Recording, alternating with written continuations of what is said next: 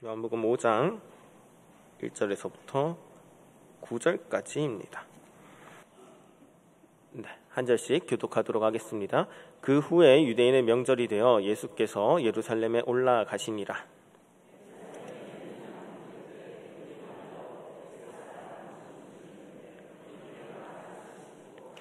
그 안에 많은 병자, 맹인, 다리 저는 사람, 혈기 많은 사람들이 누워 물의 움직임을 기다리니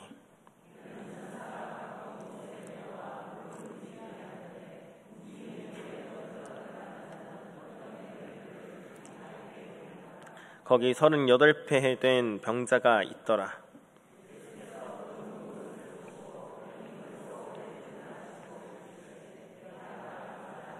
병자가 대답하되 주여 물이 움직이는 때에 나를 못에 넣어주는 사람이 없어 내가 가는 동안에 다른 사람이 먼저 내려가나이다.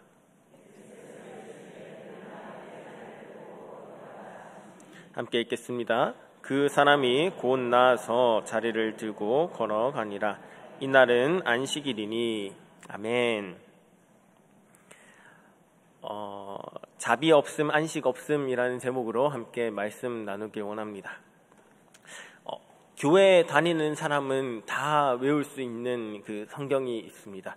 바로 창세기 1장 1절인데요. 혹시 다 한번 외워볼까요? 시작. 태초에 하나님이 천지를 창조하시니라. 맞습니다. 창세기는 시작의 책입니다. 하나님과 인간 그리고 세상의 위대한 서사의 시작을 알려주며 우리를 그 시작 앞에 세웁니다. 창세기 1장은 세상이 어떻게 시작되었는지를 알려줍니다.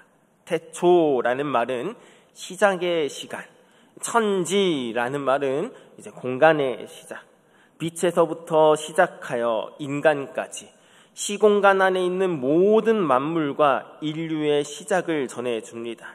하나님은 말씀으로 천지를 창조하셨고 말씀을 통한 그 순종의 역사에 보기에 좋다라고 기뻐하십니다. 그렇게 말씀으로 태초가 열립니다. 혼돈으로 시작된 창조는 안식으로 마무리됩니다. 창조는 무에서 유를 만드는 것만이 아니라 혼돈에서 질서가 되는 것, 그거 창조. 공허에서 채움으로 되는 것, 창조. 저녁에서 아침이 되는 것, 창조. 모든 것이 안식으로 가는 여정, 창조입니다. 창세기는 존재의 기원만 아니라 존재의 방식도 말해줍니다. 존재의 방식, 관계입니다. 인간은 관계적인 존재입니다. 하나님은 인간이 하나님과 인간과에 어떻게 해야 되는지, 인간과 인간이 어떻게 살아가야 되는지, 인간과 땅이 어떻게 살아야 하는지 그걸 알려줍니다. 그 관계가 올바를 때 그걸 의라고 하고 그 의로운 상태에서 누리는 것이 바로 안식이고 쉼입니다. 안식은 하나님이 창조하신 것 가운데 가장 마지막 작품입니다.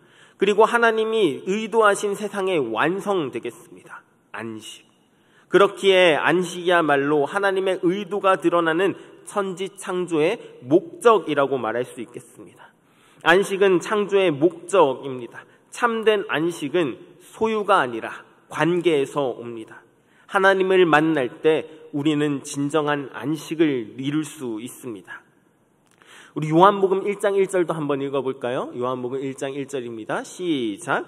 태초에 말씀이 계시니라. 이 말씀은 곧 하나님이시니라. 아까 창세기 1장 1절은 어떻게 시작했죠? 태초에. 요한복음 1장 1절은 어떻게 시작하죠? 태초에.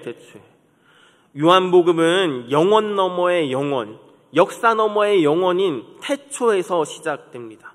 창조의 첫날과 창세기의 첫 구절을 떠올리게 하는 말씀으로 시작합니다. 요한복음은 새 창조에 관한 이야기입니다. 예수님이 새 창조의 주로 오셨다고 선언합니다. 예수님은 태초부터 계신 말씀, 육신을 입은 말씀입니다. 세상을 처음 창조하실 때도 하나님과 함께 계셨고 그 세상을 본래의 의도대로 새롭게 창조하는 것도 그분을 통해서입니다. 첫 창조 때도 새 창조 때도 모두 관여하고 있습니다.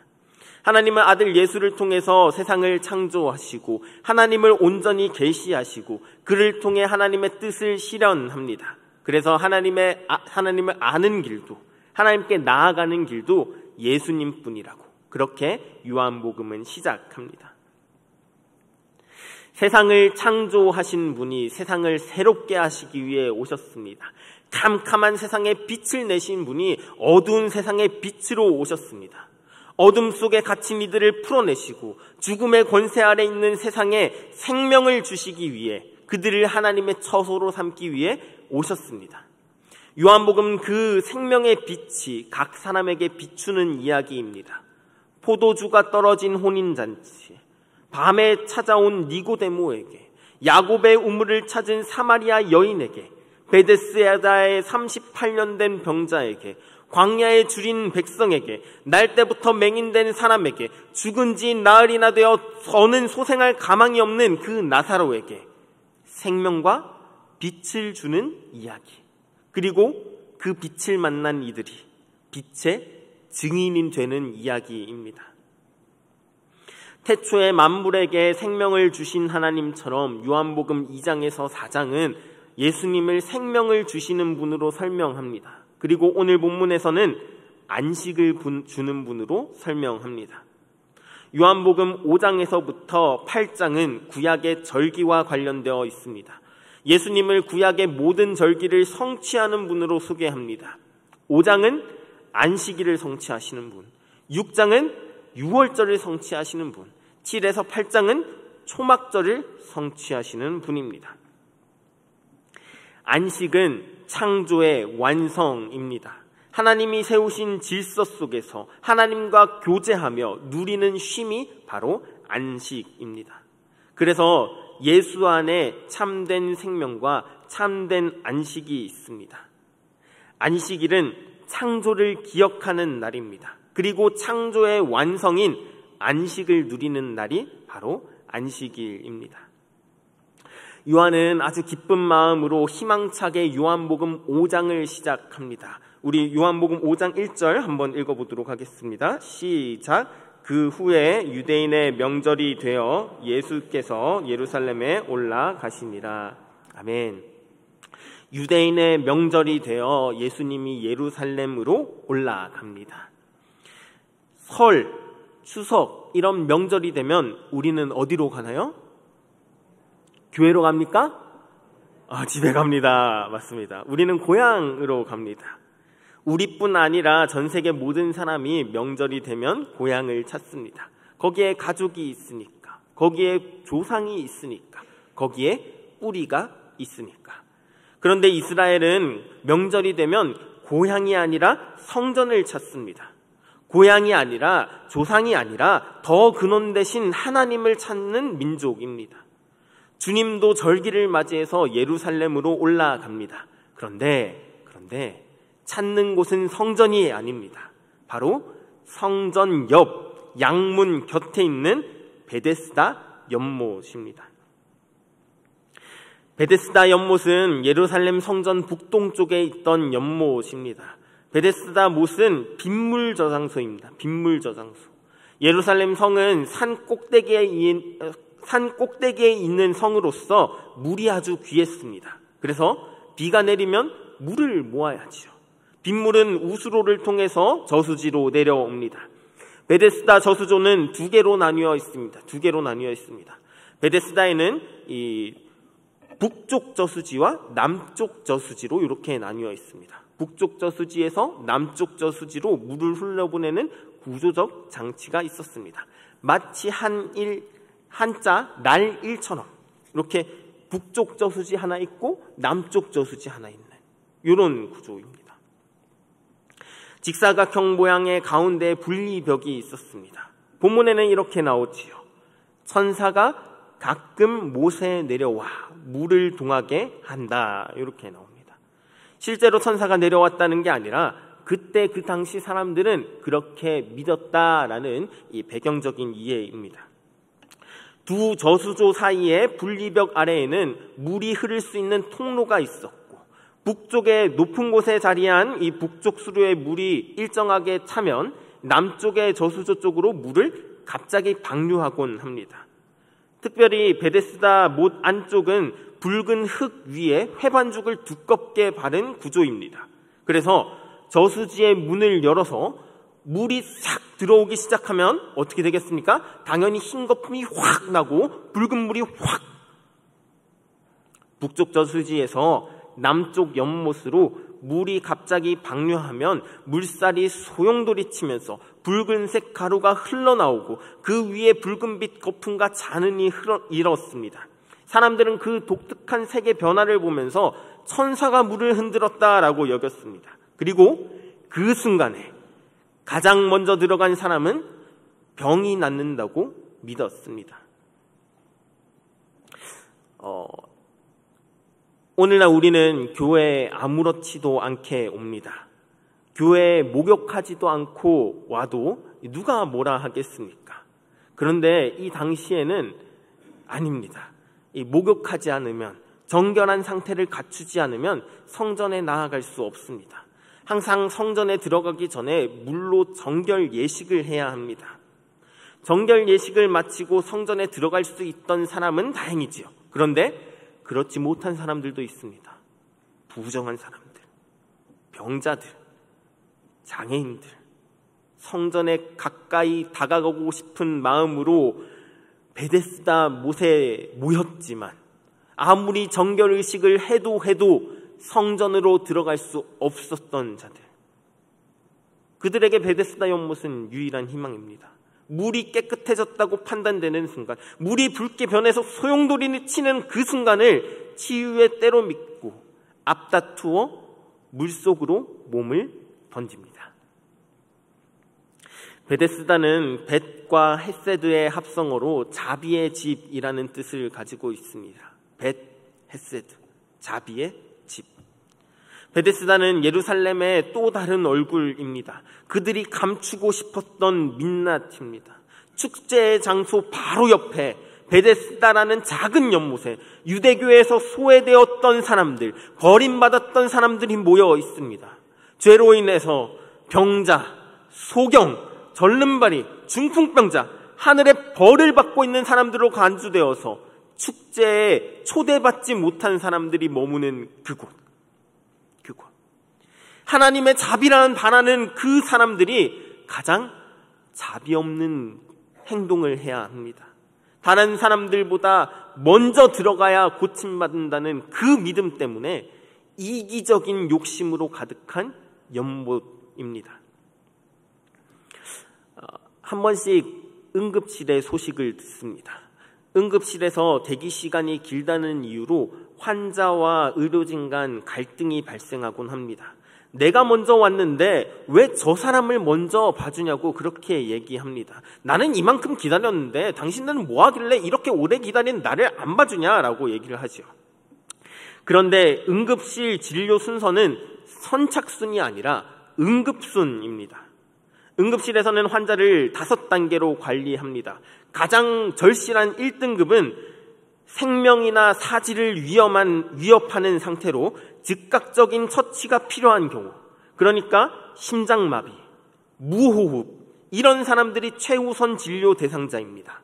그 다음 2등급은 생명 혹은 사지, 신체 기능에 잠재적인 위협이 있어 빠른 치료가 필요한 경우, 심근경색, 뇌출혈, 뇌경색, 이런 사람들이 되겠습니다. 가장 우선순위가 낮은 5등급의 사람은 감기, 장염, 설사, 열상, 긴급하지만 응급은 아닌 경우입니다. 사실 베데스다에서도 가장 좋은 방법은 선착순이 아니라 응급순이겠지요. 병원에 입원하면 같이 입원한 사람들끼리 얘기하곤 합니다. 너는 어떻게 왔네? 나는 어떻게 왔네? 그렇게 얘기를 하다 보면은 그 집에, 그 사람이 있는 집에 숟가락 개수까지도 알게 됩니다. 아이고 그렇게 다쳐서 웃자노, 그런 긍휼과 자비의 마음이 들지 않겠습니까? 베데스다에 모인 병자들도 물이 동하지 않는 시간엔 서로 이야기했겠지요. 나는 어디가 아프네, 너는 어디가 아프네. 수많은 병자가 서로 아픈 이야기, 소외된 이야기, 억울한 이야기, 그래서 하나님한테 나아가고 싶은데 못 나가서 슬픈 이야기. 그래서 이곳이 유일한 소망이라고, 이곳이 유일한 희망이라고 그렇게 얘기했을 겁니다. 그런데 물이 이동하면 어떻게 됩니까? 물이 이동하면 서로에 대한 긍휼의 마음, 자비의 마음은 온데간데 없이 내가 먼저라면서 아우성치면서 들어갔겠지요. 가장 먼저 들어간 사람은 어떤 사람일까요? 가장 먼저 들어간 사람은 역설적으로 가장 건강한 사람입니다. 다리가 썩어 들어가는 문둥병 환자보다 발에 무좀 걸린 사람이 먼저 들어갔겠지요. 어제까지 아이고 나는 무좀인데 니는 문둥병인데 어떡하노, 내가 기도할게, 이렇게 했던 사람들이 그 문둥병자를 가장 먼저 짓밟으며 그렇게 물속으로 들어갔겠지요. 치료가 필요한 사람들, 몸이 움직이기 어려운 사람들은 언제나 뒤로 밀려난 채 비교적 덜 아픈 사람들이 기회를 독차지했겠지요. 무좀 걸린 사람이 제일 먼저 들어가서 나 이제 안 가렵다 했겠지요. 베데스다에서 가장 좋은 방법은 선착순이 아니라 응급순입니다. 서로의 이야기를 들으면서 긍휼과 자비의 마음으로 가장 위중한 사람부터 순서대로 협의와 합의를 통해서 줄을 서며 한 사람 한 사람씩 차례대로 그렇게 들어가는 것, 나보다 더 위중한 사람을 위해 기회를 양보하는 것, 그게 진정한 자비의 집이었겠지요. 그러나 베데스다는 아름다운 동화책이 아니라 냉혹한 현실입니다. 이름은 자비의 집이지만 그곳에는 자비가 없고 경쟁만 있습니다. 물이 움직일 때 가장 먼저 들어가는 사람만 낫는다는 그 미신이 지배하는 자리입니다. 축제 장소 옆 가장 소외된 사람들이 모인 예루살렘이 감추고 싶은 민낯입니다. 베데스다는 세상의 축소판입니다. 자비는 없고 경쟁만 있는 곳, 자신이 살아남기 위해 남을 이겨야만 하는 곳, 살아남기 위해 남을 죽여야만 하는 곳, 물이 움직일 때 가장 먼저 뛰어든 사람만 병이 낫는다는 그 미신이 지배하는 세상, 신앙이 없고 미신이 지배하는 공간, 거기에만 기대어서 연명하는 장소, 희망을 걸고 찾아왔는데 절망만 확인하는 희망 공문의 장소, 옛날 개그맨의 유행어처럼 1등만 기억하는 그 더러운 세상, 베데스다는 그런 곳입니다. 1등만 들어가 고침받고 나머지는 그대로 남는 자리, 자비의 집이 아니라 전설의 집, 자비의 집에 자비가 없습니다. 베데스다 연못은 오늘 우리의 사회를 닮았습니다. 승리와 성공을 위해 끊임없이 경쟁하는 현실입니다. 먼저 뛰어드는 사람이 모든 것을 독차지합니다. 1등을 빼앗고 빼앗깁니다. 오늘도 시스템은 1등을 뽑기 위해 더 어렵고 불필요한 시험을 만들어냅니다. 될 듯 말 듯, 줄 듯 말 듯, 그렇게 베데스다의 전설은 사람들을 묶어 놓습니다. 그런데 정말 안타까운 것은 베데스다의 가치관이 교회로 흘러 들어오곤 합니다. 서로를 긍휼의 대상으로, 사랑의 대상으로 바라보기보다 필요의 대상으로, 가치의 대상으로 바라봅니다. 1등하면 행복할 수 있다는 미신을 가르칩니다. 몸과 마음이 부서진 채 중심에서 밀려나 주변부에 있는 자들, 그곳에는 자비도 없고 안식도 없습니다. 주님은 경쟁만이 살 길인 그곳에서 가장 경쟁력 없는 사람, 38년 된 병자에게 다가갑니다. 그리고 가장 바라지만 가장 가능성 없는 것을 물으십니다. 뭐라 묻습니까? 네가 낫고자 하느냐? 낫고자 하느냐? 아니, 그렇게 물었으면 당연히 예 해야지요. 그런데 병자는 이 질문에 예라고 간단히 대답하지 못합니다. 물을 움직일 때 나를 못에 넣어주는 사람이 없고 내가 가는 동안 다른 사람이 먼저 내려갑니다. 이렇게 얘기합니다. 병자는 자신을 물에 넣어줄 사람이 없다는 하소연을 하며 먼저 들어가는 경쟁에서 이길 수 있도록 도와달라는 뜻을 내비칩니다. 이기게 해달라고, 나 여기서 이겨야만 살 수 있다고. 나 여기에서 이겨야만 행복할 수 있으니, 고침받을 수 있으니 그렇게 해달라고. 기도해달라고. 당신이 도와달라고. 그는 사람을 원망하고 제도를 탓합니다. 도와줄 사람이 없다는 하소연, 다른 사람들이 먼저 간다는 그 탄식입니다. 우리는 살면서 많은 문제들을 마주합니다. 우리는 무엇인가 있으면 그 문제가 해결될 것이라 생각합니다. 나를 도와주는 사람이 있으면 해결될 텐데, 나를 못에 넣어주는 사람이 없어서 내가 나을 수 없다. 38년 된 병자에게 진짜 필요한 것이 무엇입니까? 넣어주는 사람이 필요합니까? 아니면 병이 낫는 것입니까? 38년 된 병자에게 진짜 필요한 것은 낫는 것입니다. 그런데 도와주는 사람이 있어야 된다 착각합니다. 우리는 행복한 삶을 꿈꿉니다. 그런데 1등 해야 행복할 수 있다 생각합니다. 더 많이 가져야 되고, 더 높이 쌓아야 되고, 그래서 저들을 짓밟아서라도 경쟁에 이겨야 하고, 더 높이, 더 많이 가져야, 그래야 행복하다 착각합니다. 그래야 행복하다 생각합니다. 그래야 행복하다고 가르칩니다. 주님은 그를 경쟁에서 이기도록 도와주심으로써가 아니라 그 병을 고쳐주심으로써 그들이 붙잡고 있는 미신의 허구를 드러냅니다. 일어나라, 들어라, 걸어가라. 일어나라, 들어라, 걸어가라. 그 사람이 곧 나아서 자리를 들고 걸어갑니다. 물이 동하는 그 순간이 아니라 바로 하나님의 말씀이 임하는 순간 치유가 현실이 됩니다. 물이 아니라 예수님이 치유합니다.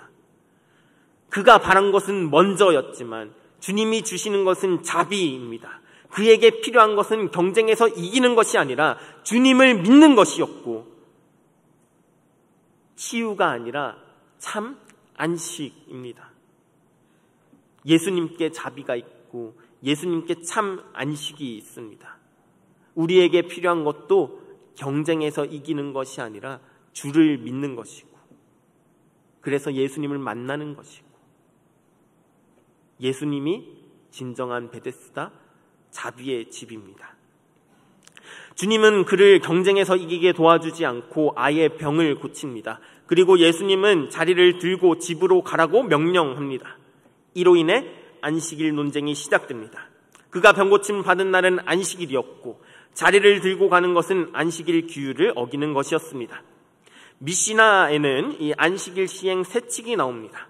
안식일에 물건을 다른 곳으로 옮기는 것은 금지되어 있습니다. 그래서 그걸 보고 유대인들은 오랜 병에서 나은 그 사람을 보며 기뻐하기보다 그를 잡고 추궁합니다. 유대인들은 자리를 들고 가는 병 나은 사람을 비난합니다. 유대인들은 안식일의 의미라든가 그 병자의 회복에는 관심이 없습니다. 안식일 규정을 어긴 사람을 비난하는 것에만 관심이 있습니다. 그들은 규정을 철저히 지킨다고 했지만 정작 참된 안식은 없었습니다. 그들의 관심은 사람의 회복이 아니라 형식의 준수입니다. 하나님에게도 사람에게도 관심 없고 오직 인간이 정한 규율에만 관심이 있습니다. 율법을 지킨다고 생각하지만 율법의 정신에는 관심이 없습니다. 안식일에 자리를 들고 걸어가는 것은 안식일 법에 저촉되는 일이라고 그렇게 지적하며 누가 그걸 시켰냐 신문합니다. 누가 그걸 시켰냐. 그들의 관심은 병자의 치유가 아니라 안식일의 범법자로 예수를 처단할 증거를 찾는 데 있습니다.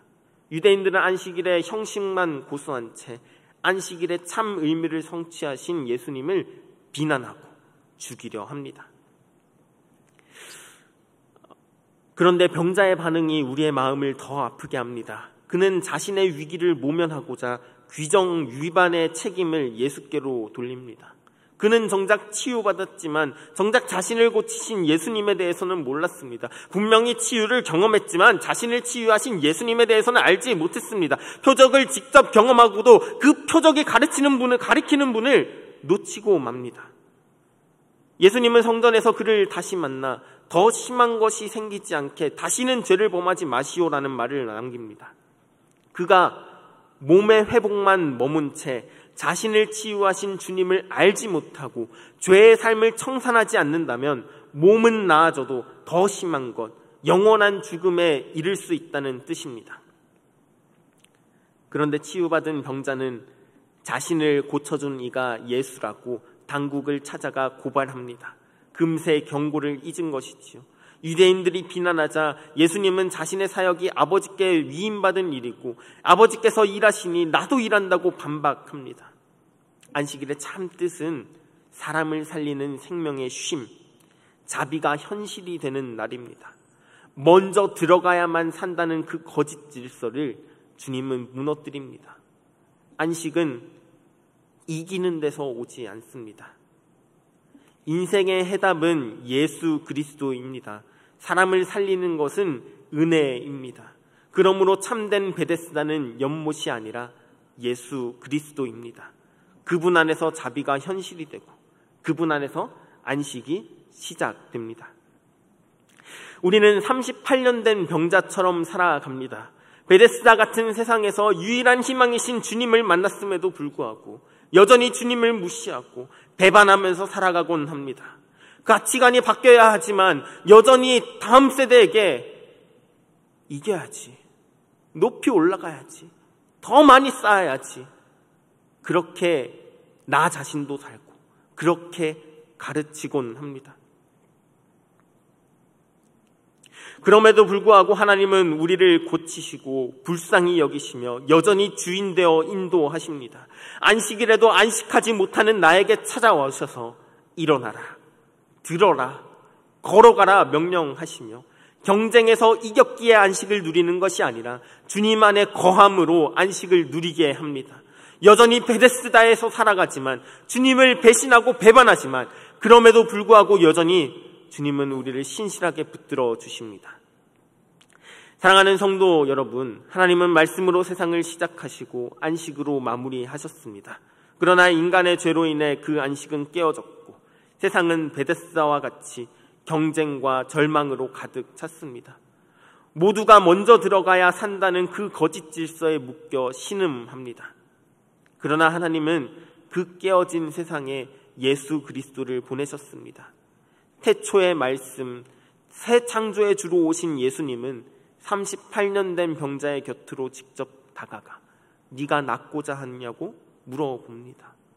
물결을 기다리는 자에게, 사람을 원망하며 눌렸던 자에게, 영적인 병자 같은 나에게 오늘도 여전히 찾아오십니다. 오늘도 우리는 베데스다 같은 세상 속을 살아갑니다. 끊임없는 경쟁, 끝없는 비교, 더 가져야만 산다고 속삭이는 그 미신 속에서 우리는 흔들립니다. 그러나 주님은 우리를 말씀으로 부르시며 안식과 자비를 베풀어 주십니다. 세상과는 다른 가치를 보여주십니다. 경쟁이 아니라 은혜를, 미신이 아니라 신앙을, 베데스다가 아니라 예수 그리스도로 치유와 안식을 줍니다.